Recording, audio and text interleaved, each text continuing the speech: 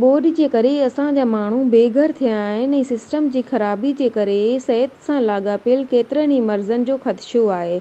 समझदारी ऐं हिफ़ाज़ती क़दमनि सां उन्हनि खे रोके सघिजे थो ऐं उन्हनि जो बर वक़्तु इलाज बि करे सघिजे थो।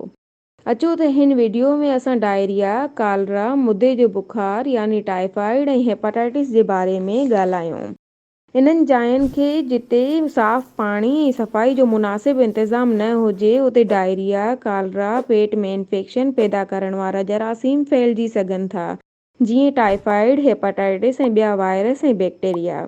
इहे जरासीम बीमार मरीज़नि जे ख़ारिज कयल मादनि यानी काकुस जे ज़रिए हिकु माण्हू खां ॿिए माण्हू में फैलिजी सघनि था, जेकॾहिं माण्हू पंहिंजा हथ सही तरीक़े सां न धोइनि ऐं इहे जरासीम खाधो खाइण या वरी खाधो पचाईंदे हिकु माण्हू खां ॿिए में फैलिजी सघनि था। अहिड़ी तरह गंदो पाणी ऐं पीअण जो पाणी पाण में मिली वञनि त इहे बीमारियूं तेज़ी सां उन्हनि इलाइक़नि में तमामु माण्हुनि ताईं फैलिजी सघनि थियूं।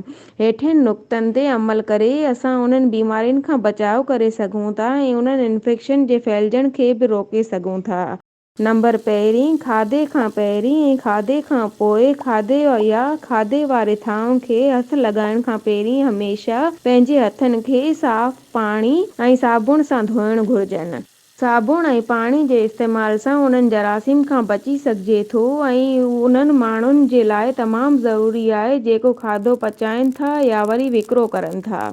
हमेशह यादि रखो त हथ धोइणा आहिनि, ख़ासि करे आङिरियुनि जे विच में ऐं मुंहं जी सफ़ाई जो ख़ासि ख़्यालु रखिणो आहे। नंबर 2, जेतिरो थी सघे अहिड़े जायुनि ते मानी न खाओ जिते सफ़ाई न हुजे, थांव साफ़ न हुजनि ऐं सफ़ाई जो इंतज़ाम न हुजे।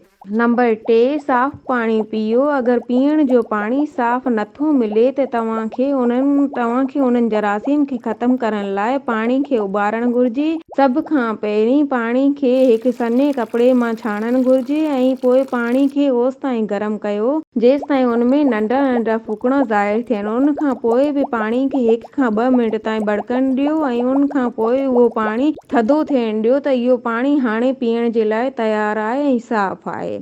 नंबर 4, खाइण खां पहिरीं भाॼियूं ऐं मेवा धोइण घुरिजनि।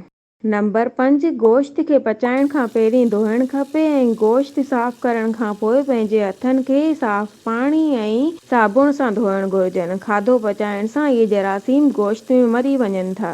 नंबर 6, वहिंजण जी जाइ ऐं काकुस वारी जाइ खे पीअण वारे पाणी खां परे रखणु घुरिजे त जीअं इहे जरासीम पाणी में न मिलनि।